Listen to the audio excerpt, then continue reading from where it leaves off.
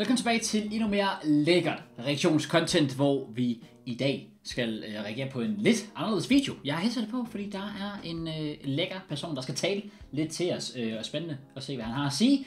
Det er altså Raymar Football, der for 8 dage siden uploadede en video, der hedder Just How Bad is Antony Actually, eller oversat til dansk, hvor dårlig er Antony egentlig. Så ja, meget spændt på at se, hvor dårlig han egentlig er. Det vil jeg meget gerne finde ud af. Nu scorer han jo mod Newport med højrefoden. Det er endda også på tomt mål, men alligevel han skal da have den. Så ja, shout-out til ham, og shout-out til Raymar selvfølgelig. Link som altid til videoen nede i beskrivelsen. Og ja, lad os bare komme i gang. In the 2023-24 season, after 21 appearances in just his second year since joining the Premier League, Antony has managed to surprise... Ja, bare det klip, vi starter ud med.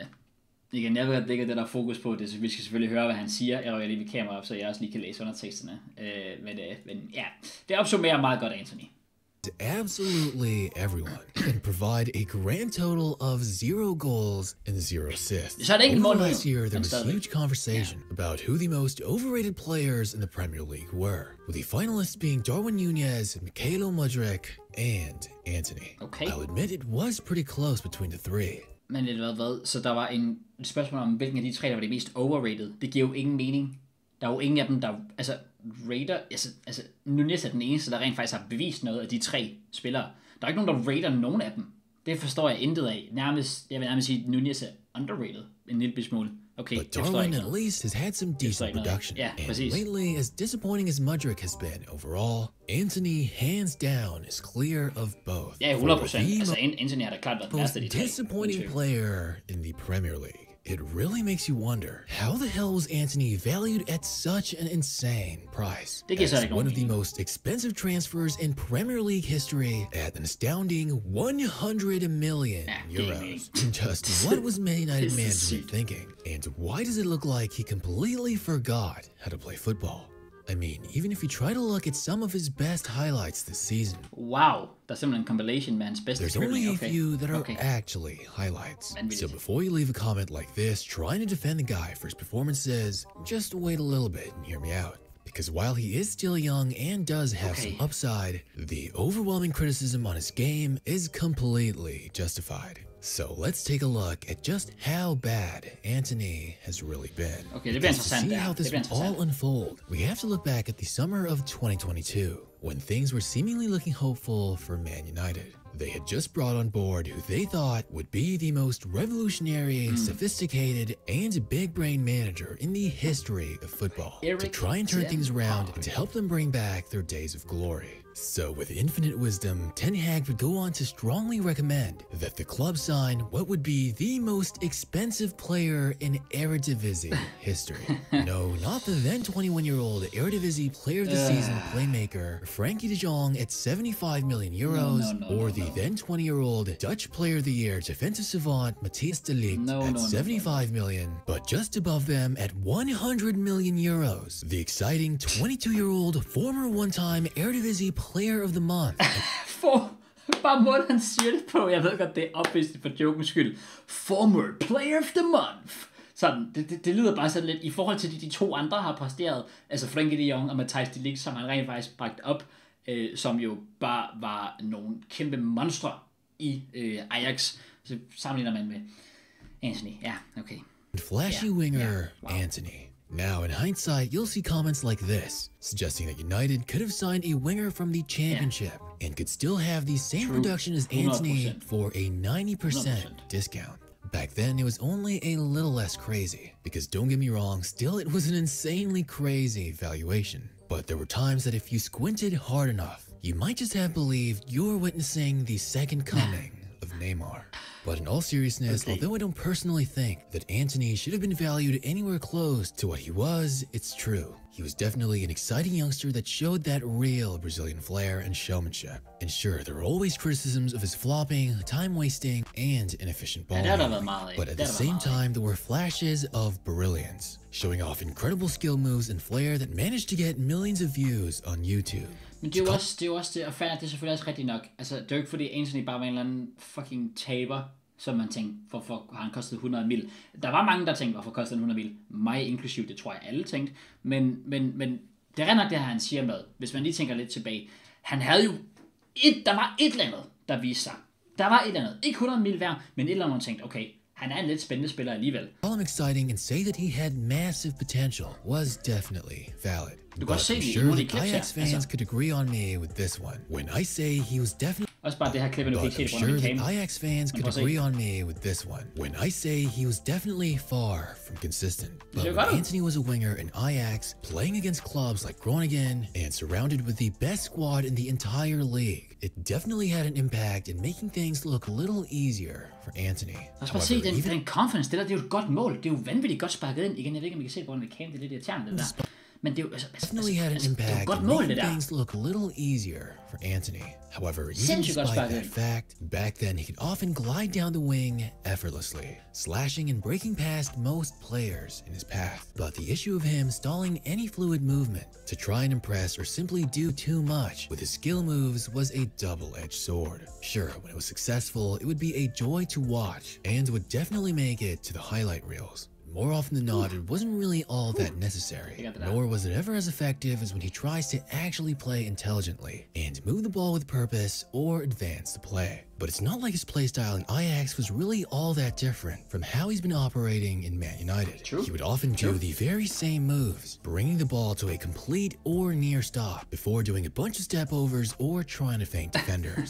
However, it's never really been particularly efficient. He's never really been elite at advancing the ball or beating defenders. Jeg ved ikke, jeg tror bare, der er et eller andet med, altså jeg ved godt, det er lidt, det er sådan lidt det kedelige, og måske lidt sådan det dovne analyse, men det er jo bare, at Premier League bare er et kæmpe step up fra æresdivisionen. Det er det jo bare.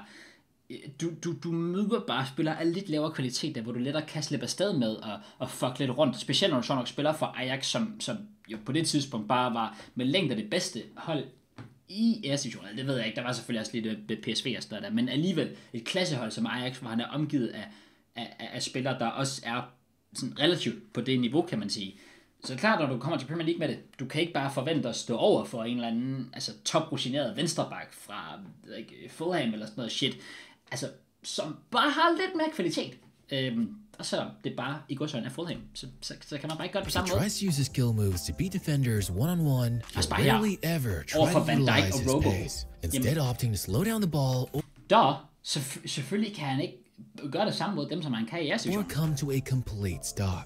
While it might get a few oohs and ahs from the crowd, it's an incredibly inefficient style for what he's supposed to be doing as a winger. Mostly I see the skill moves he tries doing and see it as being over the top and unnecessary. Especially given the fact that he excels much more with 1-2 give-and-go passing and bringing the ball up without coming to a standstill. Because when you look at his first season at Ajax, he had a pretty okay take-on rate of 58%, which meant he was beating his defenders a little over half of the time, even peaking at a 66% take-on rate in his last year with Ajax. But comparing that to what he's doing now in the Premier League is absolutely abysmal. In his first season with Man United, his take-on success rate dropped to 39%. Wow. And now in the 2023-2024 season, his take-on rate is at an all-time low 32.6%. Wow. Meaning that his success of taking on a defender is even less than 1/3 of the time. Wow. That puts him in the bottom percentile of wingers in the Premier League in terms of beating players off the dribble. And I guess it's fair to say that the quality of defense he was up against in the Eredivisie were just not as tough as they are in the Premier League, both in skill and physicality. And yet he hasn't really made any constructive change to his style of play, despite the obvious signs that it's not working out so well. Det er jo netop også det, som man siger i videoen her. Det er nemlig det der med, at du har en spiller, som har den her spillestil her, har en klar måde at gøre tingene på. Jamen, hvis du så stepper op på et højere niveau, så er du også nødt til at steppe dit eget game op på et højere niveau.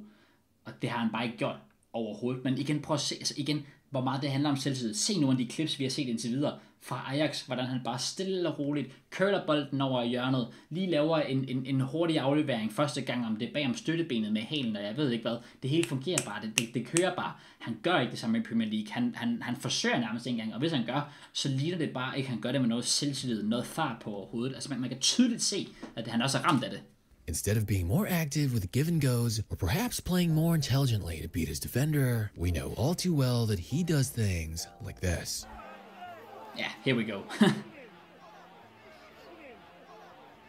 Jamen altså...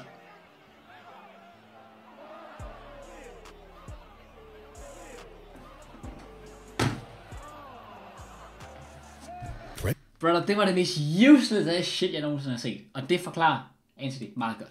Premier League defenders are just not falling for the stationary skill moves, either deciding to back off and give him some space, or bringing two defenders over to try to strip the ball away from him, as they know that he's going to be reluctant to pass the ball. Honestly, this really all boils down to Antony's incredibly poor decision-making, especially throughout this past year. And this goes hand in hand with another part of his game he's severely lacking in, the use of his weaker foot.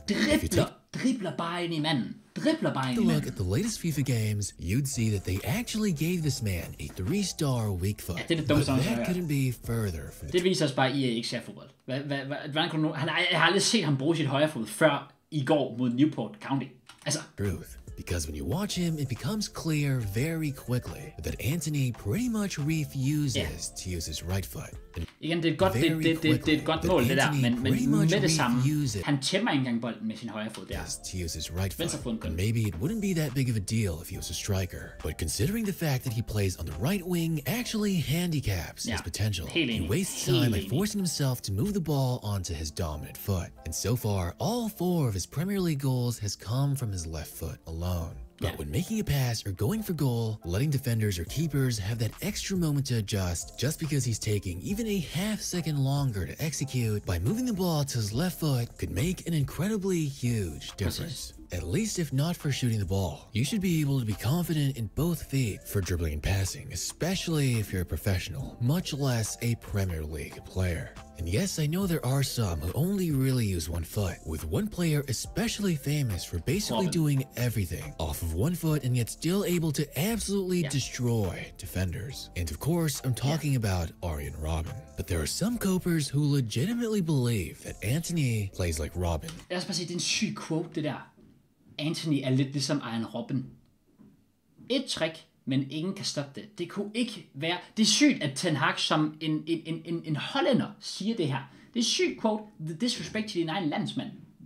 Din disrespect til din egen landsmand, Arjen Robben. Aldrig nogensinde sammenligner Robben med Antony. Aldrig nogensinde. Forskellen er, at Robben rent faktisk... Ja, han havde... Ja, igen Robben, den her, som man også siger, klassiske med. Dribler ind i venstrebenet, ind til venstrebenet, der bare skyder.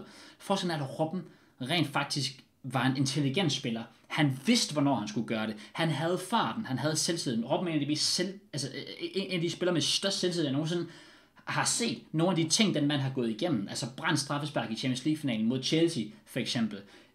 Brændt den her kæmpe chance mod Casillas i 2010 VM-finalen. Og alligevel, så er han matchvinder i 2013 Champions League-finalen mod Dortmund. Han bliver bare ved, han hjernede bare igennem Robben. Han var ikke bange for at bare blive ved med at prøve det samme trick, fordi han troede på sig selv, og fordi han rent faktisk havde den fart. Og det skal så sige, at han rent faktisk skød med sit venstre ben, så var det deadly. Så aldrig nogensinde sammenligne de to, ever. And that couldn't be further from the truth. Robben could efficiently and effortlessly beat defenders, something that Antony really needs to work on. And even United legend Paul Scholes criticized Antony, basically calling him a one-trick pony and saying he doesn't play intelligently as a winger. Også fordi, altså, hvis du som forsvarsspiller står over for en Robben, så er du nervøs, så er du bange, så tænker du, fuck, hvordan skal jeg forsvare det her, han obviously kommer til at gøre om 2 sekunder, som er cut ind til sit venstre ben. Forskellen er, hvis det er Antony, så står du og venter på, at han gør det, og når han så gør det, så tager du bolden. Man er ikke bange som forspiller, når du ser Antony står over for dig. Det var måske for, at han fucking slår dig, men det er en anden snak. Sorry. Unødvendigt. Be running behind or cutting into open spaces to receive the ball. Instead, either just passing it back to the fullback and wasting momentum, or trying to take on defenders, which he has been very poor in doing. However, to cut Antony some slack, I personally believe wingers are becoming very dull in recent years, lacking the skill and technical ability that wingers of the last decade had. With only a handful of wingers these days, especially in the Premier League, having success in taking on defenders on a consistent basis. Men prøv at se, det her klip fra Antony er jo netop godt. Der bruger han det, han kan. Han bruger sin speed, han bruger sin boldkontrol, han bruger det her flair. Det var det, Robben også kunne. Altså prøv at se det her klip mod Spurs. Det er jo vanvittigt godt lavet, det her, Antony. Det er højt niveau. Of wingers these days, especially in the Premier League, presset having success in taking on defenders on a consistent basis. og får, jeg ved ikke lige, hvor bolden havner hen, men alligevel, det var godt lavet. Det er mere det, der vi skal se. Kaoru Mitoma, for example. And if we look at his Premier League stats, in his debut season, he had an already low 33% shooting accuracy. But this season, it's dropped to an even lower 25%. And his number of passes has dropped from nearly 31 a game to only around 22 per game. Which shows just how desperate he is to try to bring the ball up by himself, like he did in Ajax, instead of passing it out and making a smarter play. But like we already saw, this is the least successful he's ever been trying to take on defenders in his career, with the only thing that seems to have improved being his defensive aspect halfway through the season. But still, that isn't what he's supposed to be focusing on. Overall, Antony really needs to work on his decision making, which really is the biggest issue he has right now. If his dribbling isn't working out, he needs to play smarter and move off the ball much more intelligently if he wants to turn things around and become an effective winger. I understand the guy is still young at 23 years old, but at his price tag, it's incredibly hard not to criticize him. Personally, it seems like Antony is losing a lot of confidence. But if he just plays a lot wiser, he does have the ability to become a good player. And for goodness sakes, it won't hurt him to train his weaker foot to become more comfortable with dribbling and making passes, instead of always having to shift to his left foot just to be able to do anything with the ball. And regarding his current form, I will acknowledge that those domestic violence allegations have definitely affected him mentally. And I'm not here to say if he's guilty or not. I do believe in innocence until proven guilty, especially with the lack of direct evidence. However, he has to find a way to stay focused, or else his best days on the pitch might be well past him. But I do hope he's innocent and can turn things around, because at times he can truly be entertaining on the pitch. But let me know what you guys think about Antony. Is he overrated? Is he just struggling to adapt, going through some poor form, or is he truly bad? Wow, ja, det er faktisk et rigtig godt spørgsmål, han stiller der til sidst. Hvad er jeres take på Antony? Tror jeg overhovedet, specielt jer der, altså selvfølgelig hvis I er fan af nogle andre hold end United, det er en ting, men hvis jeg rent faktisk er fans af United, hvad tænker jeg om Antony? Er det totalt, er det done, dusted, han skal bare væk til sommer, skal han lejes ud, skal man give ham chancen? Hvad skal der ske? Tror jeg overhovedet, han har det i sig? Fordi jeg er faktisk enig med meget af det, der bliver sagt i den her video her, at man må heller ikke glemme, at der er en grund til, United købte ham. Det er lidt sådan, jeg selv kigger på, for eksempel sådan som Mudryk, hvor jeg er sådan, jamen jeg har ikke set nok indtil videre til at tænke, at han er fremtidens mand, men alligevel, der er en grund til, at vi har købt ham for så mange penge. Vi kan ikke bare give op på ham. Jeg er spændt på, om United-fans har det på samme måde med Antony, for det er jo nogle ret fine stats, han også hiver frem i videoen her, der virkelig forklarer og virkelig highlighter problemet med ham. Også det her med, altså det potentiale, han faktisk har, fordi han er en lidt anderledes vinger. Jeg kan godt lide de her type vinger som Antony, der faktisk gerne vil ind og udfordre. Problemet er bare, at han ikke har niveauet, og måske nærmere selvtilliden til det. Så meget, meget fed video det her, oprigtigt. Please check Raymore Football ud, link nede i beskrivelsen. Virkelig, virkelig fedt. Og håber faktisk, vi kan reagere på lidt flere sådan nogle type videoer her i fremtiden. Så ja, men damer og herrer, det var faktisk det. Lad mig høre som sagt, hvad I synes, og lad mig høre, om I kunne tænke jer at se flere af de her slags reaktionsvideoer. Og andet kan sige, en tak til jer alle sammen. Smid like selvfølgelig på videoen, hvis I har nydt den. Subscribe, hvis I har gjort det endnu. Og så ses vi i næste video. Peace out.